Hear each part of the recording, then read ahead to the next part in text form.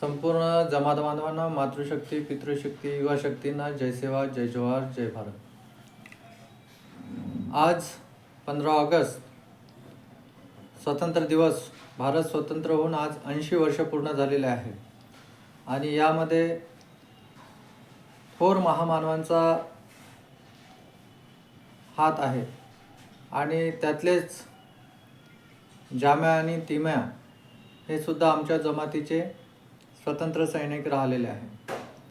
त्या संपूर्ण महामानवांना विनम्र अभिवादन करतो. जाम्या तिम्या यांना सुद्धा अभिवादन करतोय आणि 114 आदिवासी गोंडगोवारी शहीद यांना सुद्धा अभिवादन करतोय आणि परत संपूर्ण जमात बांधवांना, मातृशक्ती, पितृशक्ती, युवा शक्ती आणि माझा मित्रपरिवार, संपूर्ण जमातीच्या लोकांना स्वतंत्र दिनाच्या हार्दिक हार्दिक शुभेच्छा. खऱ्या अर्थाने भारत स्वतंत्र होऊन आज 80 वर्ष जरी पूर्ण झाले असले तरी ही जमात 1950 पूर्वी शेड्यूल ट्राईब फॉरेस्ट जमात म्हणून इंग्रजाच्या काळामध्ये शेड्यूल ट्राईबच्या यादीत होती. पण स्वातंत्र्यानंतर ही जमात सुटल्यामुळे, त्या यादीतून सुटल्यामुळे 56 मध्ये त्यांची एंट्री गोंडगोवारी अशी झाली आणि त्या एंट्रीचा लाभ आम्ही 85 पर्यंत आमच्या जमातीने घेतला सुद्धा. पण कुठेतरी कारस्थान करून या जमातीला डावलण्याचं काम वेगवेगळ्या शासकीय लोकांनी केलेलं आहे आणि अजूनही आदिवासी गोंडगोवारी जमात जे 1950 पूर्वीचे गोवारी आहेत ते अजूनही न्यायाच्या अपेक्षेत आहे. आज स्वतंत्र जरी झाला असला तरी या जमातीचा लढा अजूनही जिवंत आहे आणि तो योग्य पद्धतीनं लढल्यासुद्धा जात आहे. आम्ही आजच्या युवकांना आवाहन करतो की आजचे जे जेनजी आहेत यांनी खऱ्या अर्थाने हे मुवमेंट हातात घेणं गरजेचं आहे. ज्या पद्धतीने कॉक्रोच जनता पार्टी यांनी हिटलरशाही विरुद्ध जो कधीही या 12 वर्षामध्ये राजीनामा झाला नव्हता, तो राजीनामा आज जेनजी यांनी घेतलेला आहे आणि जेनजी यांची आजपासून एक नवीन मुवमेंटसुद्धा सुरू झालेली आहे, स्कूल बचाव मुवमेंट. या मुवमेंटमध्ये सुद्धा आपल्या जमातीच्या जेनजींनी मोठ्या प्रमाणात जुळणं गरजेचं आहे, कारण की ही मुवमेंट जे आहे सामाजिक मुवमेंट आहे. जरी कॉक्रोच जनता पार्टी हे पार्टी याचं नाव जरी असलं तरी ते सामाजिक मुवमेंटचं काम करत आहे. कुठलाही पक्ष किंवा राजकीय पक्ष निवडणुका लढणारा ही मुवमेंट नाही आहे. तरी मी माझ्या संपूर्ण जमात बांधवांना, जेनजींना आवाहन करतो की हे जे स्कूल बचाव मुवमेंट आहे हे गाव लेवलवर चालणार आहे आणि त्या गाव लेवलवर जाऊन त्या गावाची 3 पद्धतीने शहानिशा करायची आहे. पहिले तर कॉक्रोच जनता पार्टी या वेबसाईटला जाऊन ते फॉर्म फिलअप जो आहे त्याला डाउनलोड करायचं आहे, त्याचं नोटिफिकेशन डाउनलोड करायचं आहे. त्यानंतर त्याचे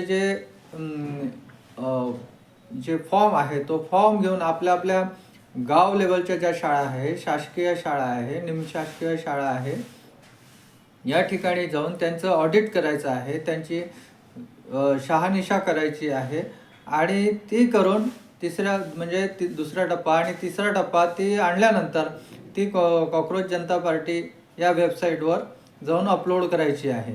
आणि अशा पद्धतीने गावची शाळा म्हणजे शिक्षणावर मोठा भर आहे आणि आपल्या जमातीचे जे जमात बांधव आहे ते शिक्षणाचा मोठा अभाव आपल्या जमातीमध्ये असल्यामुळे कुठंतरी ही लढाई आपली कमजोरसुद्धा जाणवत आहे. या जमातीला शिक्षित होणं अत्यंत गरजेचं आहे. अजूनही आमच्या जमातीचे लोक मोठ्या प्रमाणामध्ये गावावरच पाहायला मिळतात. क्वचितच बोटावर मोजण्याजोगते हे शहरामध्ये आढळतात. नाहीतर संपूर्ण आमची विदर्भामध्ये ही जमात, चाहे ते छत्तीसगडमध्ये असो किंवा तेलंगणामध्ये असो किंवा मध्य प्रदेशमध्ये असो आणि विदर्भामध्ये मोठ्या प्रमाणात ही जमात अस्तित्वात आहे आणि ते मूळतः गावात आहे. त्यामुळे आपल्या गावची शाळा जर व्यवस्थित राहिले तर आपल्या मुलाबाळाचं भविष्य हे उज्ज्वल होईल आणि या दृष्टिकोनातून तमाम जमात बांधवांनी स्वतः जेनजी बनावं स्वतः त्या 3 स्टेप ज्या आहेत त्या स्टेपच्या अनुषंगाने जे शासकीय शाळेचं ऑडिट करावं आणि कॉक्रोच जनता पार्टीच्या मुवमेंटसोबत जोडणं गरजेचं आहे. आदिवासी गोंडगोवारी संवैधानिक हक्क संघर्ष कृती समितीचा लढा जिवंतच आहे. त्यामध्ये कुठलाही खंत म्हणजे ब्रेक नाही आहे आणि रिसर प्रोसेसिंग लढाई चालूसुद्धा आहे आणि आम्ही स्टेप बाय स्टेप समोरसुद्धा आहे. एक पॉझिटिव्ह गोष्ट आमच्यासोबत होतसुद्धा आहे. त्यामुळे कोणाला जर वाटत असेल की संवैधानिक कृती समितीची मीटिंग होत नाही आहे, संवैधानिक कृती समितीचे ॲक्टिव्हिटी देऊ सध्या जे अपप्रचार करण्याचं जे काम व्हॉट्सअप फेसबुकवर चालतं आहे त्यामध्ये